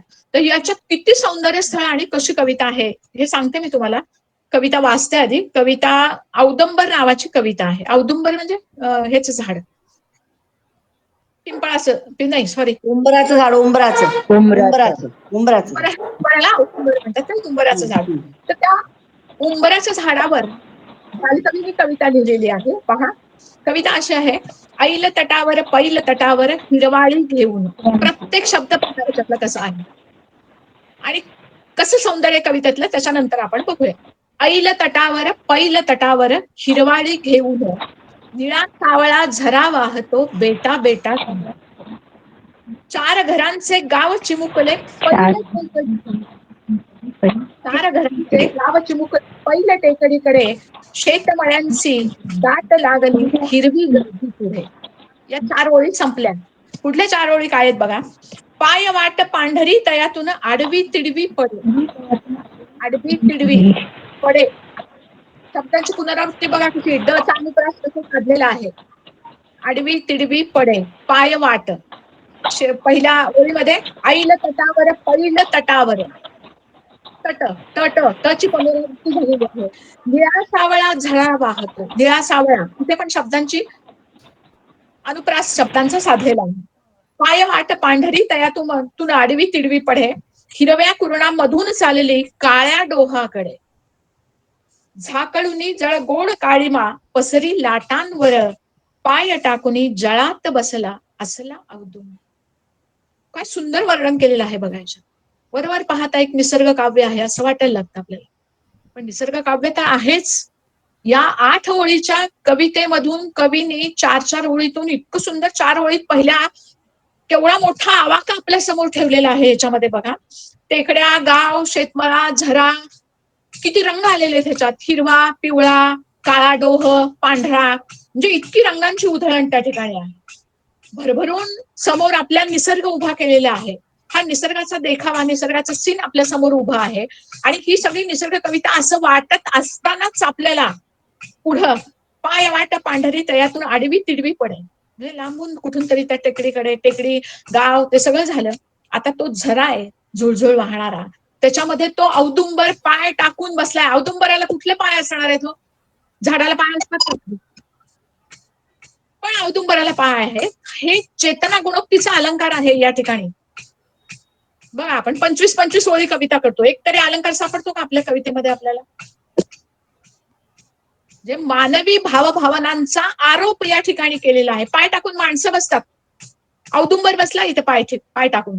हा औदुंबर पाय टाकून बसलेला आहे म्हणजे तो जणू काही एक व्यक्तीच आहे असं कल्पना अशी केलेली आहे त्या ठिकाणी बालकवींनी, आणि तो जळात पाय टाकून बसलेला आहे. हिरव्या कुरणामधून चाललेली काळ्या डोहाकडे झाकळून जड गोळ काळीमा पसरी लाटांवर, म्हणजे खूप सुंदर वर्णन केलेलं आहे. आणि पुन्हा लगेच काळे डोह, झवकाळलेल्या अवस्था, म्हणजे कुठेतरी बालकवींचं आयुष्य आपण बघितलं तर लक्षात येतं आपल्याला. त्यांच्या आयुष्यामध्ये त्यांची जी उत्तर अवस्था होती ती अशाच पद्धतीची, एकाकीपणा आयुष्यात आलेला किंवा अशा निराशा आयुष्यात आलेली. म्हणजे आपण म्हणतो ना माणसाच्या जगण्याचं प्रतिबिंब त्यांच्या कवितेत, काव्यात किंवा वाङ्मयात सापडतं आपल्याला. तसं त्यांच्या आयुष्यामध्ये जे काही घडलेलं आहे ते इथं सापडतं आपल्याला. म्हणजे वातावरण कसं आहे, एकंदर परिस्थिती कशी आहे, त्याला कलाटणी कशी दिलेली आहे कवीने या ठिकाणी, हे आपल्याला इथं सापडतं.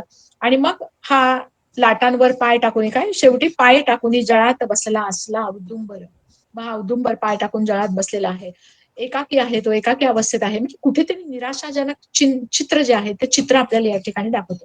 म्हणजे पूर्ण कविता जी आहे, पूर्ण कविता ही चित्रमयी शैली आहे लेखकाची, या कवीची, या की एक चित्रच उभं केलंय कुंचल्याने, भराभर चित्र काढावं एखाद्या चित्रकाराने, तसं चित्र तुम्हाला बालकवींच्या कवितेत या सापडतं.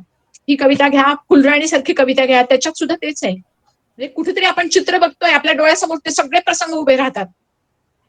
ती कविता आपण शिकलोय म्हणून आपल्याला जास्त जवळीक वाटत असेल तो भाग वेगळा, पण कविता वाचली की आपल्या लक्षात येतं की खरंच एक चित्र माझ्या डोळ्यासमोर, माझ्या नजरेसमोर उभं राहिलेलं आहे.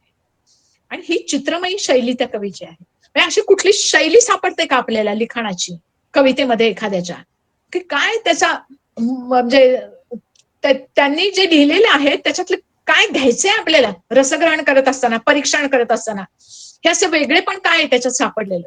शब्दांची योजना कशी आहे, रंगांची मैफल इथे कशी सजली आहे, एवढ्या मोठ्या रंगीबेरंगी चित्र कसं उभं केलेलं आहे निसर्गाचं, किंवा निसर्ग हिरवी कुरणं वगैरे कशी दिसतात, गावाच्या पल्याड तिकडे एक छोटस गाव आहे ते कसं दिसतं. म्हणजे 8 ओळीची जरी कविता असली तर तिथं रंगसंगती आहे, तिथं निसर्ग उभा आहे, तिथं एक डोह आहे, त्या डोहात उभा असलेला औदुंबर आहे, तो पाय टाकून जाळ्यात बसलेला आहे. हे सगळं चित्र, हा देखावा आपल्या नजरेसमोर येतो.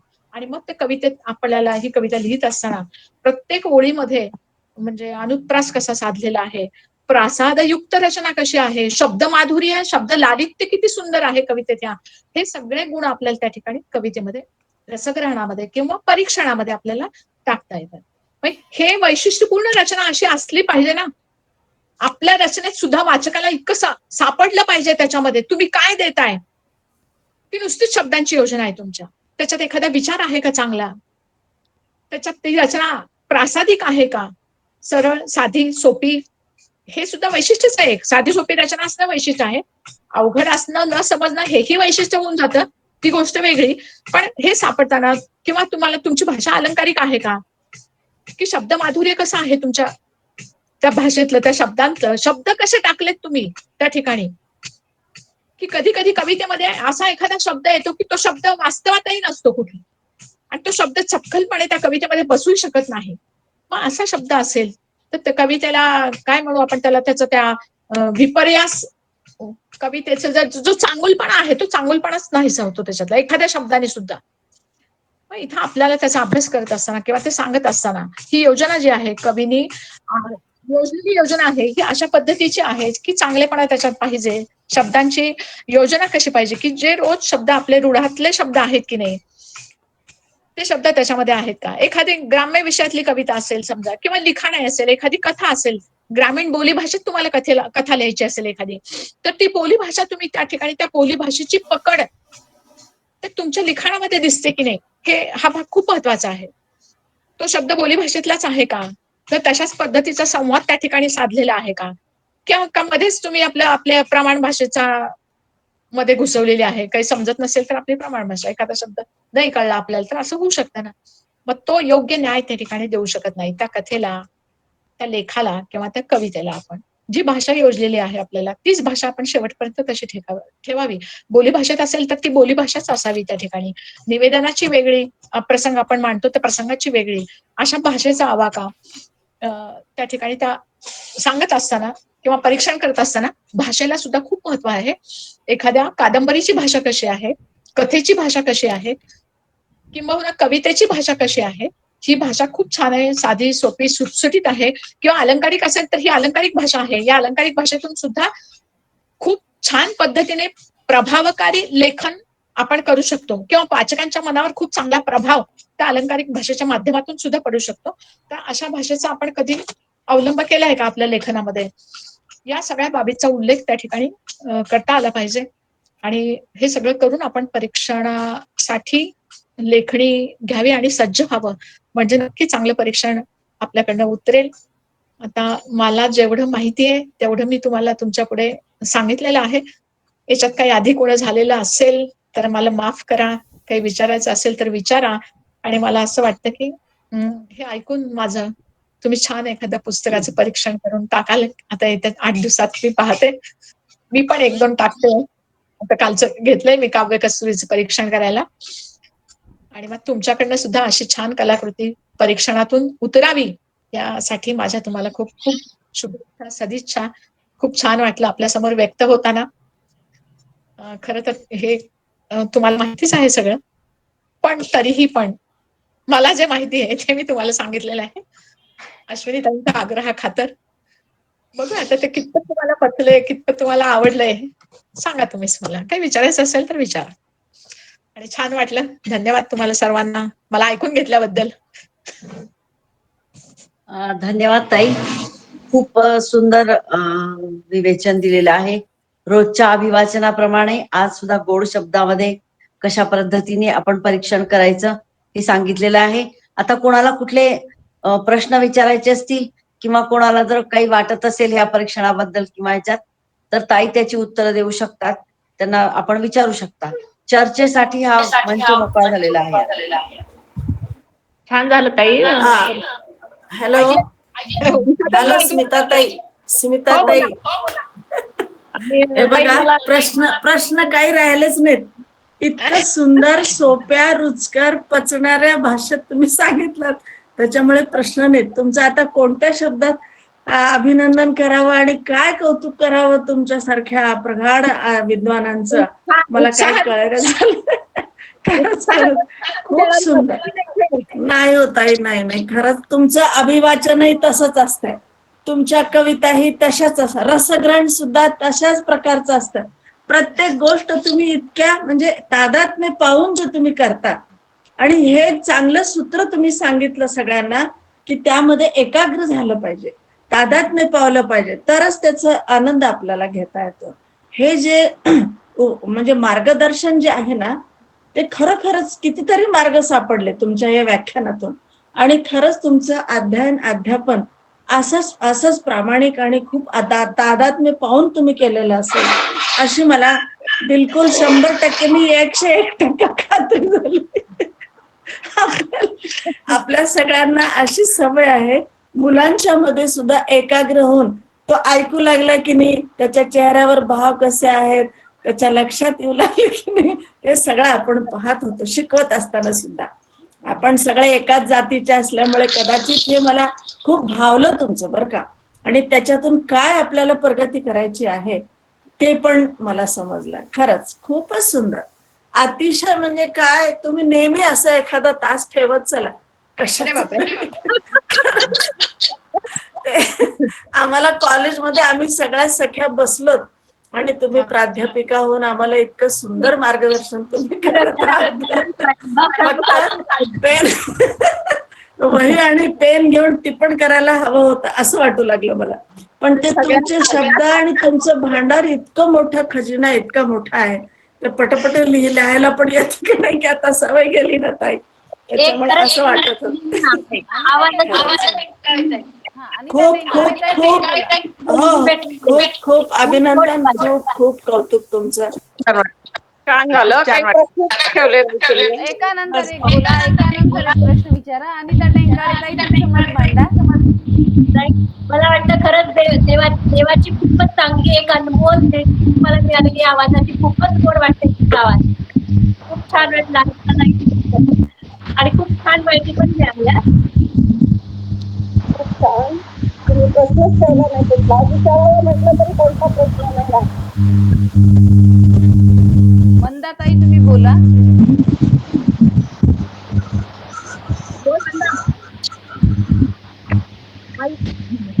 खूप छान वाटलं. साध्या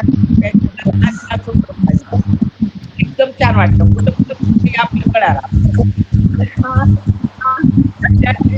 त्याचा आनंद मिळाला, आम्हाला मिळाला. छान वाटलं. ओके, आणखी कोणाला बोलायचं का? हा रेखा ताई. मला रेखाताई बोला. रेखाताई बोला. तुमचं माईक ऑन करा. रेखाताई माईक ऑन म्यूट आहे, म्यूट. माईक ऑन करा रेखाताई.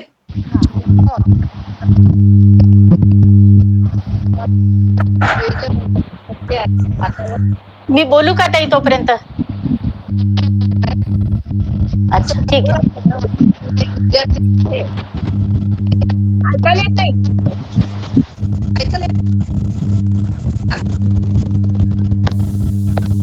हॅलो हॅलो ताई, ऐकू येत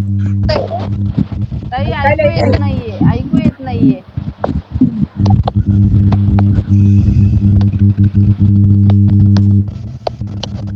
हॅलो स्मिता ताई. रेखाताई तुमचा बिलकुल आवाज ऐकू येत नाहीये. नेट प्रॉब्लेम आहे की काय पहा बरं.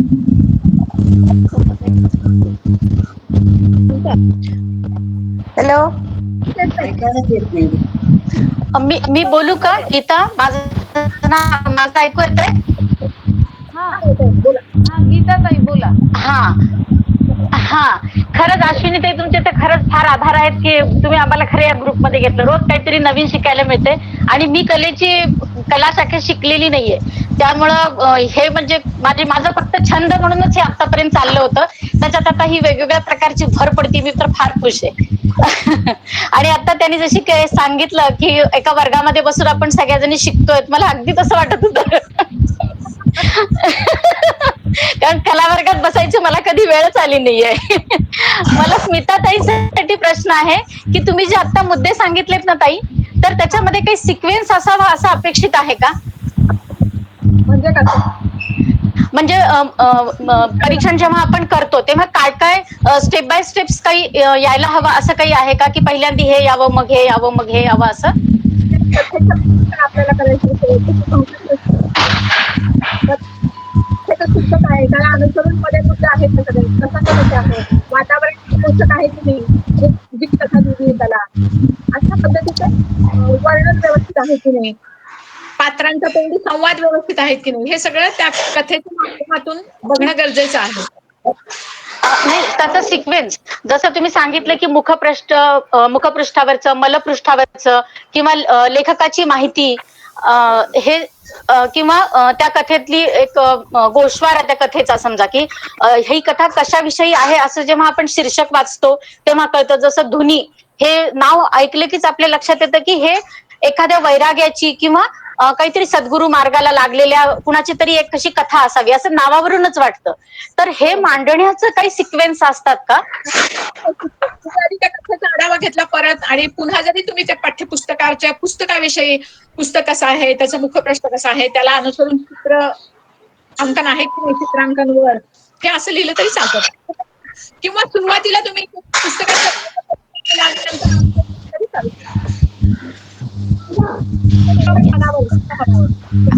हा ठीक आहे, थँक्यू. कशाही पद्धतीने पण आपण हे सगळे पॉइंट्स कव्हर झाले पाहिजेत या हिशोबाने पाहिलं पाहिजे. Okay okay, thank you thank you कल्पनाताई thank you. नरगेकर, तुमचा प्रश्न विचारा. हा हॅलो स्मिता ताई. बोला बोला. साहित्य संमेलनाच्या अगोदर मला भेट पाहिजे होती, कारण हे उदगीरचा शैक्षणिक इतिहास या विषयावर मी लेख दिलेला आहे. पण मला त्या बरं आता जर तुमचे विचार ऐकल्यानंतर मला वाटलं की मला गरज ते लेख देण्याच्या अगोदर तुमची माझी भेट व्हायला पाहिजे होती.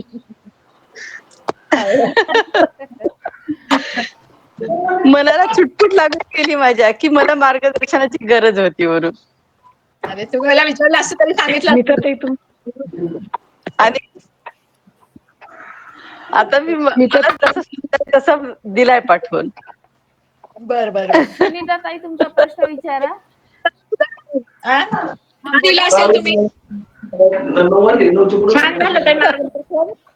आता पाहूयात, आता कळणारच आहे. छान, मस्त सांगितलं आणि खरंच गरज आहे. मी बरेच पॉइंट तुमचे लिहून घेतलेले. कधीतरी आपली भेट व्हावी अशी माझी इच्छा आहे तुमची. हो, भेटूया, जरूर भेटूया. येणार आहे ताई, त्याच्यामुळे भेट होणार आहे. तारखेला ताई येणार आहे. वा वा, सगळेजण प्रेझेंट राहतात. रेखा ताईला बोलायचं, बोला बोला. आता येतंय. बाकी सर्वांनी आपले माईक बंद करा, म्हणजे त्यांचा आवाज जाईल आपल्याला. बाकी सर्वांनी माईक बंद करा. ते लेक्चर दिलं, मी लेक्चर असं वाटलं की मी याच्या वर्गात बसले आहे बेंचवर आणि समोर आम्हाला रसग्रहण या विषयाविषयी इतकं म्हणजे सविस्तरपणे ज्ञानदान करत आहेत आणि ते आम्ही पियुषासारखं असं म्हणजे शोषून घेतो, चातकासारखं किती घेऊ आणि किती नाही असं असं म्हणजे मला ते दिवस आठवले. आमचे फडकुले सर असंच लेक्चर होते.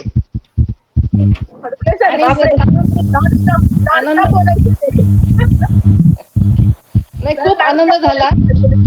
आणि जेव्हा आपण कविता, कथा किंवा काय जेव्हा वाचतो तेव्हा त्याची वाचल्यानंतर एकंदरीत मध्यवर्ती कल्पना जी आहे ती आपल्या डोक्यात जेव्हा येते तेव्हाच आपण व्यवस्थित त्याला त्या सगळ्यांना न्याय देऊ शकतो असं मला वाटतं. आणि त्यासाठी तुम्ही ताजमहालाचं ते उदाहरण दिलं ते अतिशय सुंदर दिलेले, मला फार आवडलं ते उदाहरण. आणि जळात बसला औदुंबर ते तर काय आपलं जहन म्हणजे आपल्या शरीराचाच भाग झालेला आहे ती कविता म्हणजे. आणि त्यामुळे ते मला खूप आवडली. आणि असं म्हणतात की ताजमहालाला पाहायचं असेल तर पौर्णिमेच्या रात्री चांदण्यात पाहावं, त्याचं सौंदर्य वेगळंच खुलून.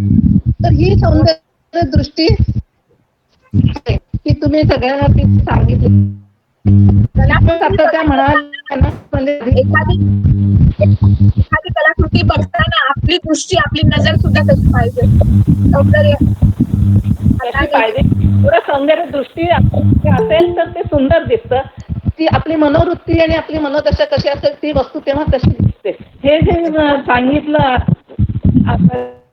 ते खूप मला आवडलं आणि ते सगळ्यांनाही पटलं असेल. आणि स्मिता ते चांगली संध्याकाळची एक वेळ म्हणजे संध्याकाळी चांगली गेली आणि कारणी लागली संध्याकाळ असं मला वाटतं. धन्यवाद.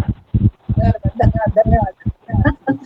हॅलो, स्मिताताई, हे बघा, कडक उन्हाळ्यामध्ये आता आईस्क्रीम खाऊ लागलोत का काय की त्याचा आनंद घेऊ लागलोत. तुमचे शब्द म्हणजे अस्खलित, ओजस्वी आणि स्पष्ट, भाषा स्पष्ट. असं काय नाही, अवकाळी ते पावसामध्ये गारा पडतात बघा, पडपड पडपड, तसं झालं तुमचं.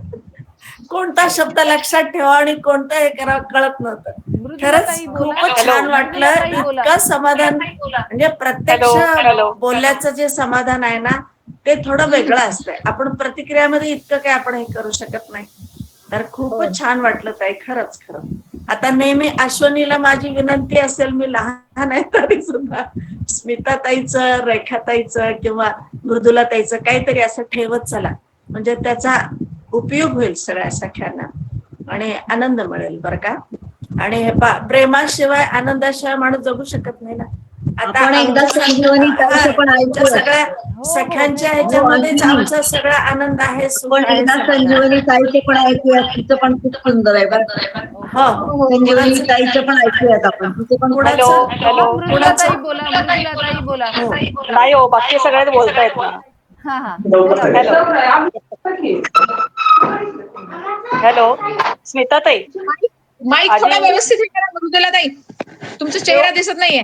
हा, हॅलो, तुमचं सगळ्यात पहिल्यांदा मनपूर्वक अभिनंदन. कॉलेजच्या दिवसाची आठवण करून दिली. 1 तास तेव्हा लेक्चर असायचं. आमचे फडकुले सर इतके सुंदर तुमच्यासारखे प्रासादिक बोलायचे आणि त्याची आज खूप प्रकर्षाने आठवण झाली. खूप इतकं मोठे आहेत हो. सुंदर, इतकं सुंदर आमचे सर बोलायचे. तसंच तुम्ही बोला. तेव्हा तुमची विद्यार्थिनी व्हायला खूप आवडेल आता सुद्धा. खूप मस्त बोललात आणि धबधबा वाहतो ना, धबधब्याचं पाणी पडतं तसं तुमचे सगळे सुंदर सुंदर शब्द अगदी मनात अगदी भरून वाहत होते असं वाटायला लागलं. दुसरी गोष्ट अशी की तुम्ही जी ओंजळीची कल्पना दिली ज्ञानेश्वरी बद्दलची ती मला भयंकर आवडली. किती सुंदर तुमची शब्दाची ओंजळ आम्ही घेतोय. तुम्ही ओंजळ रीती करतात आणि आमची झोळी अटकी आहे असं वाटायला लागलं. खरोखर म्हणजे काय लक्षात ठेवायचं, काय टिपून घ्यायचं किंवा काय अगदी असं वाटायला लागलं. तेव्हा हे रेकॉर्डिंग केलं असतं ना तर फार छान झालं असतं. म्हणजे ते कायम आमच्या जवळ राहिलेलं असतं. हे तुमचं रेकॉर्डिंग असलेलं लेक्चर असं मला वाटतं. अश्विनीने काय केलं मला माहित नाही. केलं पण असेल इतकं अश्विनीने, सुरेख रेकॉर्डिंग केलं असेल. हा नक्की नक्की. खूपच खूप ते अगदी सेव्ह करण्यासारखं रेकॉर्डिंग आहे. ते आपल्याला सगळ्यांना ऐकायला परत मिळेल आणि परत परत ऐकण्यासारखीच ही गोष्ट आहे. जसं तुम्ही सांगितलं की एकदा कविता वाचून आपल्याला नाही त्याचं परीक्षण करतायत. मला अगदी असाच अनुभव आला. मी वाचली सगळ्या कविता वाचल्या, पुस्तक वाचलं, पण माझ्या मनाला पटेना की एकदा वाचून मी त्याचं परीक्षण लिहू शकेन. त्यामुळे मी अजून त्याला हातच लावलेला नाही त्या परीक्षणाला. अजून मी एकदा नाही, दोनदा नाही, तीनदा वाचेन आणि मगच मी कितपत त्याच्याशी तुम्ही म्हणता त्याप्रमाणे तादात्म्य पावते, किती समरस होते, एकरूप होते, हे मी ठरवीन आणि मगच त्याला न्याय देईन आणि मी ते परीक्षण लिहीन असं मी ठरवलं. म्हणून मी अजून लिहायला सुरुवात केलेली नाही. तेव्हा तुमचं मार्गदर्शन आम्हाला खूप छान मिळालं. त्यामुळे घाई करण्यात काही अर्थ नाही असं वाटलं. अश्विनीला वाटत असेल की अजूनही काही कोणी पाठवलं कसं काही नाही परीक्षण, तर त्याचं कारण हेच आहे असं मला अश्विनीला सांगायचं. धन्यवाद. हरकत आणखी नाही. कोणाला बोलायचं असेल ना, अर्चना आणखी ताईंना कोणाला बोलायचंय. बोलायचं असेल हो. कारण आमचा शिक्षकी पेशा काय सांगतो माहिती का, एकदा बोलत राहिलं की नाही की मग केवळ वेळेकडे पाहायचं नाही. तसं नाही, सगळ्यांना वेळ मिळाला पाहिजे. म्हणून मी थांबते. बाकीच्यांना बोलू दे. ताई, अर्चना ताई, मला हे अर्चना ताई सांगायचंय बोला. की बोला अर्चना ताई. बोलती आहे. हा. ताई तुला एक सांगायचं आहे की जे शब्द तुझे ओघवते होते ते तर खूपच छान होते. मला फक्त माझं मनोगत सांगायचं आहे ह्याच्याबद्दल काय वाटलं ते. मला डाऊट तर बिलकुल नाहीये. फक्त एक वाक्य अजून जास्त भावलं मला की कुठलीही कलाकृती बघत असताना आपल्या मनात पूर्वग्रह नसावा.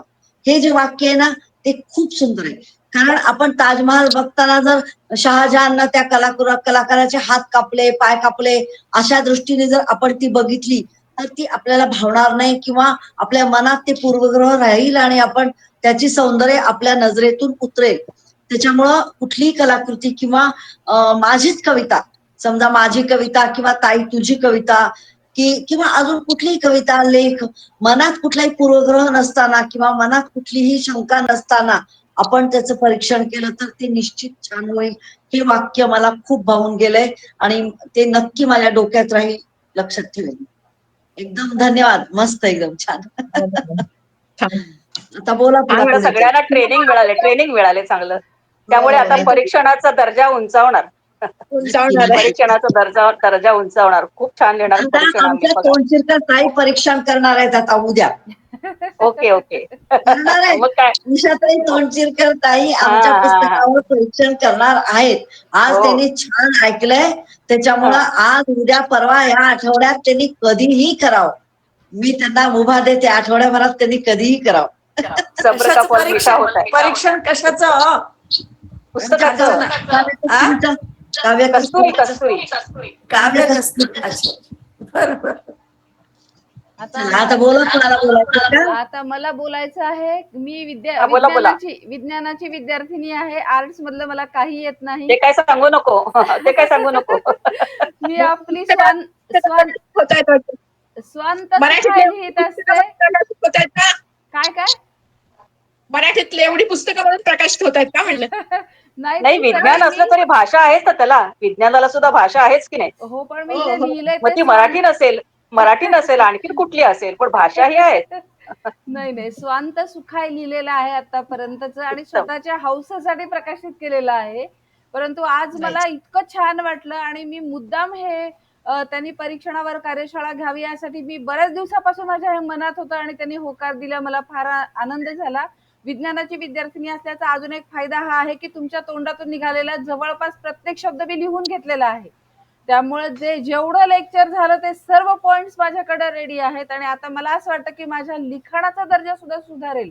कारण जसं आपण दुसऱ्याचं परीक्षण करतो की हे चांगलं आहे की नाही हे कसं ठरवावं, तसं आता मी जेव्हा लिहीन तेव्हा मग मी आत्मपरीक्षण करेन की मी जे लिहिलेलं आहे ते या निकषांमध्ये कुठे बरोबर बसतंय की नाही. आणि म्हणून स्मिताताईंचे खूप खूप आभार. तुमची मी उत्तम विद्यार्थिनी होणार आहे आणि मला फार आवडेल तुमची विद्यार्थिनी व्हायला.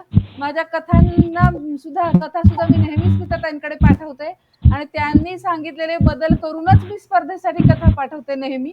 त्यामुळं मी कायमच तुमची विद्यार्थिनी आहे हे नक्की. धन्यवाद ताई. छान छान वाटलं, मला छान वाटलं तुमच्याशी आता खूपच ते मी स्मिता जोशीला. स्मिता जोशी बोलेल आता.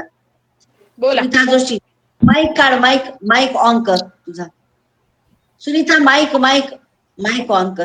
ऐकू येत नाही आम्हाला. माईक ऑन ऐकू येत नाही. सुनीता माईक म्यूट आहे तुझा. माईक म्यूट आहे तुमचा. माईक सुरू करा. हा बोला बोला. हा खूप छान मार्गदर्शन झालं म्हटलं ताई. असंच करत जावा. मी खूप कच्चा विद्यार्थी आहे.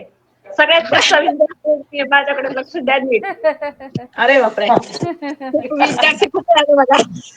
हो सगळ्यात विद्यार्थी आहे. नव्यानं सुरू करा परत व्हायला. हो सगळ्या सख्या आहेत ना, सगळ्या विद्यार्थी माझ्या शिक्षिकाच आहेत. खूप छान वाटलं. धन्यवाद. अजून कोणाला काही बोलायचंय का? सारिका लाटकर बोलेल. हा बोला. सारिका लाटकर ताई बोला. मी म्हणजे उदगीरचीच विद्यार्थिनी आहे. उदयगिरी महाविद्यालय आणि MA ही लिहिलेली आहे. आता मातृभाषा मराठी असले तुमच्या साहित्य सखी मंचमुळे मला खूपच फायदा झाला. त्याचं कारण म्हणजे तुम्ही सगळा तुमचा जे ग्रुप आहे मार्गदर्शन व्यवस्थित करतात आणि कवितेमध्ये काय असतं काय नाही किंवा कथेमधलं अर्थात साहित्यिक असल्यामुळे त्यातल्या थोडेसे बारकाई मला माहिती आहेत. पण आतापर्यंत जे आहे मातृभाषाकडे मी वळले नव्हते.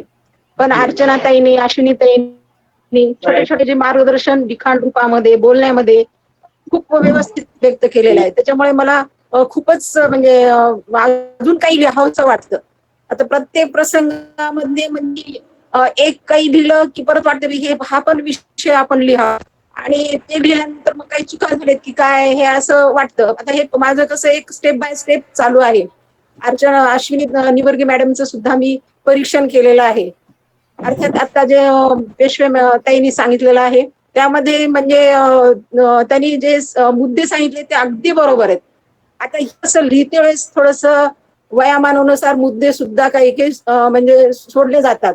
तसं म्हणजे त्यांचे ते मुद्दे अगदी व्यवस्थित त्यानुसार जे आहे.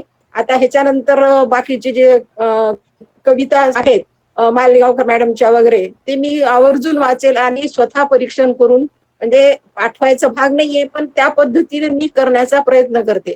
आणि पेशवेताईंनी अगदी व्यवस्थित सगळी मांडणी कथाचं परीक्षण कसं करावं, नाटकाचं कसं करावं आणि त्यांनी एक जो मुद्दा मांडलेला आहे की पूर्वग्रहित खरंच काही राहू नये. ते वाचते वेळेस करते वेळेस कसं अगदी खरंच त्यांनी किती भावपूर्ण लिहिलेलं आहे आणि सत्य आहे का, आजच्या वातावरणानुसार ते परिस्थितीनुसार आहे का. काही वेळेस वातावरण सुद्धा आपल्याला पटत नाही, विद्रोही वाटतं. ते विद्रोही सुद्धा आपण लिहिलं पाहिजे. का लिहू नये, कारण काय परिस्थिती जर विचित्र दिसत असेल त्यामध्ये एक स्फोटकपणा थोडासा आला पाहिजे असं एक माझं वैयक्तिक मत आहे. तर पेशवेताईचं मार्गदर्शन खूप छान मिळालं आणि मी निवर्गे मॅडमला म्हणते की असंच जर त्यांनी मीटिंग आयोजित केल्या तर एक प्रकारचं आमची बुद्धी कोपऱ्यात बसलेली असती ती थोडीशी करायला थोडीशी भाग पडेल. तर मी आधी ह्या ग्रुपचे मी खूपच धन्यवाद मानते आणि ग्रुप खूपच छान आहे, मार्गदर्शन खूप छान आणि मला म्हणजे एकदम आनंद झालेला आहे. एवढंच मी बोलून माझं मनोगत व्यक्त करतो. अपर्णा कुलकर्णी आता 2 शब्द बोलतील. बोला अपर्णा कुलकर्णी मॅडम. सगळ्यात अगोदर स्मिताताई तुमचं खूप खूप अभिनंदन. खूप सुंदर मार्गदर्शन केलं मला इच्छा असतानाही अनेक वेळा या क्लासेसमुळे साहित्यिक सखी ग्रुपवर लिहिणं होत नाही किंवा असे छान छान कार्यक्रम बऱ्याचदा माझ्याकडून ऐकण्यात येत नाहीत. पण आज मी क्लासचा टाइम ऍडजस्ट केला. आता ठरवलंय मी इथून पुढं की आपले क्लासेस ऍडजस्ट करायचे, पण ग्रुपवरच कुठे कार्यक्रम मिस होऊ द्यायचं नाही. आणि मी सुद्धा मनातून तुमचे एक चांगले विद्यार्थिनी बनण्याचा अगदी 100% प्रयत्न करेल. असं वाटायला की आज सगळीकडे चंदनाचा असा सुगंध पसरलाय. खूप खूप सुंदर ताई. त्याच्यात गुंतवू नका तुम्ही. रिटायर्ड अगदी आता उठाबशा काढेल, तुम्ही हवं तर छेड्या मारा, चालेल. आजपासून छान विद्यार्थिनी होईल. आणि खरं ना, हं? सेवानिवृत्त माणसाला परत कशाला विद्यार्थ्याच्या गोंधळात नाही नाही नाही नाही, कधीच सेवानिवृत्त होऊ शकत नाही शिक्षक. तो आजन्म शिक्षक आहे. आणि आम्ही इतक्या छान विद्यार्थिनी बनू ताई की अगदी विद्यार्थी सुद्धा विद्यार्थी आहे.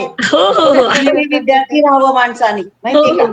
काही मी सांगतेच नेहमी विद्यार्थी राहावं म्हणून. मग आज सगळ्या विद्यार्थ्यांनी विचारायले आहेत की मॅडम तुम्ही क्लास कसं काय चेंज केला, रविवारी का ठेवला, काय अडचण आली आहे का? कारण मी एरवी क्लास बदलत नाही. तर मी त्यांना सांगितलं नाही, मला आज मला खूप महत्वाचं लेक्चर आहे, आज माझाच क्लास आहे, त्याच्यामुळे तुमचा रविवारी घेते. आणि म्हणून मी हा 1-1.5 तास मधला मुद्दाम ठेवला. खूप आनंद झाला ताई, खूप खूप छान. सगळ्यांचं मनपूर्वक धन्यवाद. आणि ताई तुमचे खूप आभार. स्मिताताईंना पोचपावती मिळाली. 45 मिनिट बडबड केली, त्याचं मिळालं म्हणजे बरं हो, वाटलं. अगदी अगदी अगदी खूप छान झाला. सगळ्या जणी खुश आहेत. बडबड कुठली त्यांना वाटत तसं, पण सगळ्या खूप खुश आहेत, खूप खुश आहेत. आणि याच्यातून निश्चित काहीतरी बोध मिळतोच. असं कसं असतं, प्रत्येकाला परीक्षण कसं करावं हे माहित नाही. पॉइंट सगळे मी सुद्धा लिहून घेतलेत आणि नक्की त्याचा बोध होणार 100%. अर्चना ताई, सगळ्यांचं बोलून झालं असेल तर आभार प्रदर्शन करा.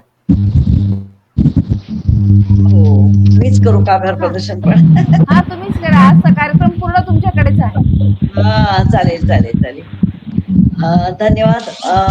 मी काय म्हणते की हा, तुला बोलायचंय का? तुला बोलायचंय का? हा, ठीक आहे. ओके ओके, बरं बरं, ठीक आहे. नमस्कार सख्यांनो, कार्यक्रमाच्या शेवटच्या टप्प्यापर्यंत आपण आलेलो आहोत. आभार प्रदर्शनाचा कार्यक्रम.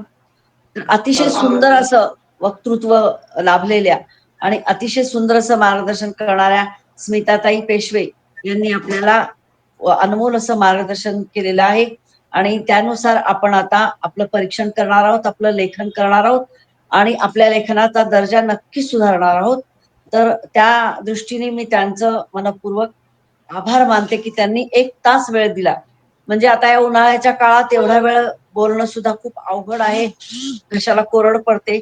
पण तरीही त्यांनी खूप वेळ छान दिला आणि एवढं छान मार्गदर्शन केलेलं आहे. दुसरी गोष्ट, जेवढ्या सख्या इथे आपल्या उपस्थित होत्या त्यांना या कार्यक्रमाचं निश्चित अनमोल असं आपल्यालाही मार्गदर्शन झालेलं आहे. आपल्या लेखनाचा दर्जा आपण नक्की सुधारू शकतो आणि या कार्यक्रमाची नक्की शोभा वाढवली. कारण असं आहे की आपण ऑनलाईन आभासी या व्यासपीठावर येतो आणि उगी 5-10 हजार ऐकणारे असतील तर निश्चितच त्या ऐकणाऱ्याला आणि बोलणाऱ्यालाही दोघांनाही त्याचा फायदा होत नाही किंवा त्याचं निश्चितपणे लाभ होत नाही. तर आपण बऱ्याच जणी, जवळपास 30 सखी आज आपण अटेंड केलेल्या आहेत या कार्यक्रमाला आणि सगळ्यांनी याचा फायदा घेतलेला आहे. त्याच्यामुळे सगळ्यांचे आभार. आणि मुख्य म्हणजे अश्विनी निवर्गी की ज्यांनी हा कार्यक्रम आयोजित केला, त्यांचेही मनपूर्वक आभार. आणि अध्यक्ष, प्रमुख पाहुणे, मार्गदर्शक या रूपात माझी ताई थांबलेली आहे, तिच्या वतीने कार्यक्रम संपला असं जाहीर करते. आणि पुन्हा आपण भेटूया येत्या रविवारी परत एकदा नवीन कार्यक्रमामध्ये. तुमचे पण आभार ऐकून घेतलं मला. धन्यवाद. छान वाटलं. बाय. चला, ठीक आहे.